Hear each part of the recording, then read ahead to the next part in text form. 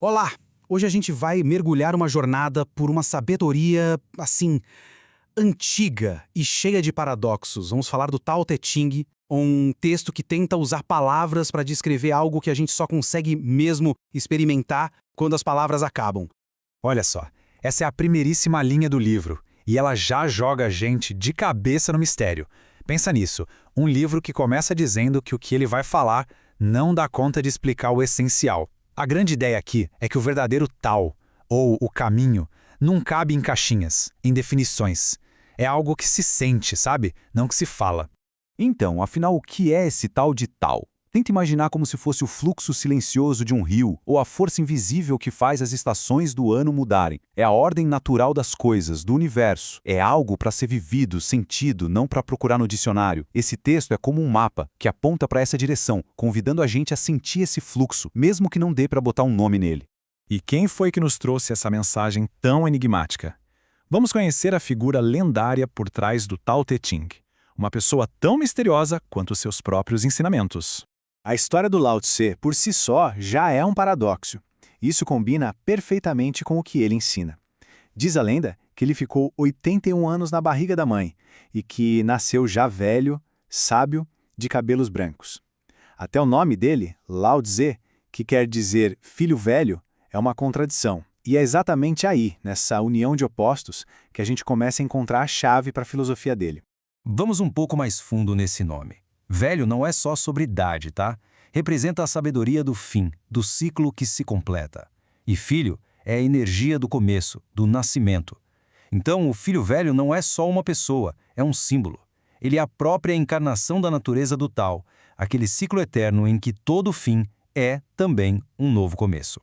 A jornada dele, segundo a lenda, tem tipo uns 4 atos. Ele começa ali no centro do poder, trabalhando como estudioso e historiador na corte real, só que lá, no meio da burocracia, das intrigas, ele se desilude com a complicação toda da sociedade, e aí ele faz uma coisa bem radical.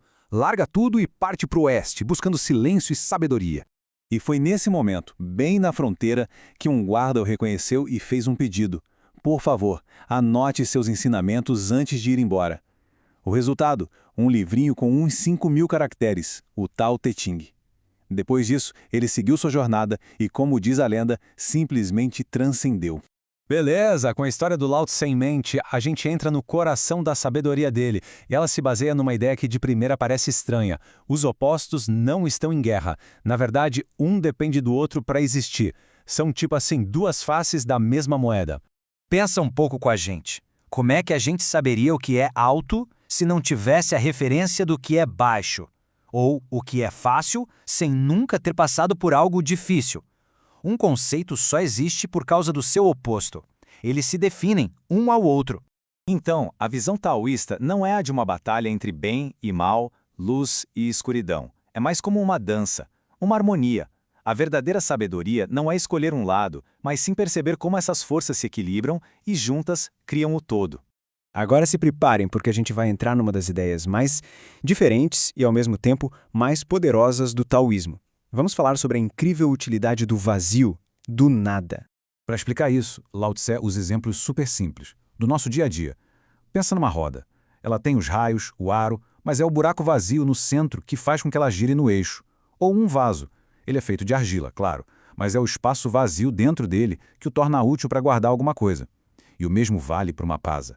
São as portas e as janelas, ou seja, o vazio nas paredes, que fazem dela um lugar onde se pode viver. O ponto principal aqui é esse paradoxo.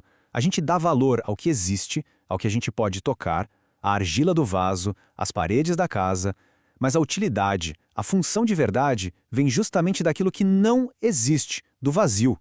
É uma ideia muito poderosa que convida a gente a valorizar também o espaço, o silêncio, aquilo que não é material.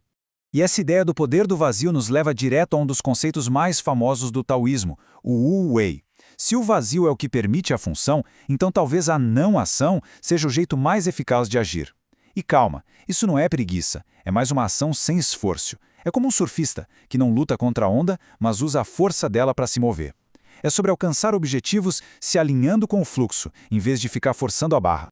Ok, tudo isso é muito bonito, mas como a gente aplica isso na vida real? Para isso, Lao Tse nos dá a metáfora perfeita para colocar esses conceitos em prática. Para o taoísmo, a água é o maior símbolo de sabedoria e de virtude. Ela representa, de um jeito perfeito, os princípios do caminho. Pensa um pouco nas qualidades da água. Ela beneficia tudo e todos, sem fazer distinção. Ela sempre procura o caminho mais baixo, o que nos ensina muito sobre a força da humildade. E talvez o mais incrível, mesmo sendo suave e flexível com o tempo, a sua constância pode desgastar a rocha mais dura. Ser como a água é ser humilde, adaptável e, acima de tudo, ter uma gentileza persistente. Outra imagem poderosa que o texto traz é a do espírito do vale. Assim como a água que escorre para o vale e o torna fértil, a verdadeira força vem da suavidade, da constância, da capacidade de nutrir e não de dominar. É uma força quieta, mas que nunca se esgota. E a gente termina com uma provocação para pensar. O nosso mundo geralmente celebra a força, a ambição, o ato de empurrar, de conquistar. O Tao Te Ching nos oferece uma visão totalmente diferente. O que poderia acontecer se, em vez de forçar as coisas, a gente aprendesse a fluir com elas? A pergunta fica no ar.